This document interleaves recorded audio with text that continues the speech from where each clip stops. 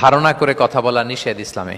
ওয়া ইন্না যান্না লা ইউগনি মিনাল হাক্কি শাইআ, আল্লাহ বলেন ধারণা কখনো সত্যের বিকল্প হতে পারে না। আপনাকে সত্যটা জেনে বলতে হবে। আমরা এরকম সমাজে অনেক করি, অনেক আপনি পাবেন। ধরেন যে আপনাকে আপনার এক বন্ধু দেখলো, রিক্সা দিয়ে যাচ্ছেন, আপনার পাশে এক নারী বসা, তো সে অনেক কিছু খারাপ ধারণা করতে পারে। এরকম হয় না সমাজে? এমন হতে পারে যে আপনি আপনার ছোট বোনকে নিয়ে বেরিয়েছেন, হতে পারে না? কিন্তু আপনি তো একটা ধারণা করে ফেললেন অন্য কিছু। বা আপনার ভাগ্নিকে নিয়ে বের হয়েছেন, আপনার আপন খালাকে নিয়ে বেরিয়েছেন কোনো কাজে, ডাক্তারের কাছে, বা কিছু একটা হতে পারে। কিন্তু তাকে দেখেই আমি এদিক সেদিক বলতে আরম্ভ করলাম যে ওকে তো দেখছি এরকম এরকম এরকম। আছে না নাই? আমাদের সমাজে আমি দেখেছি যে কারো যদি ঠোঁট কালো হয় তো মানুষ ধারণা করে নেয় লোকটা মনে হয় সিগারেট খায়। কিন্তু সিগারেট সেবন করা ছাড়াও কারো ঠোঁট কালো হতে পারে কি পারে না বলেন? এগুলো সমাজে প্রচলিত।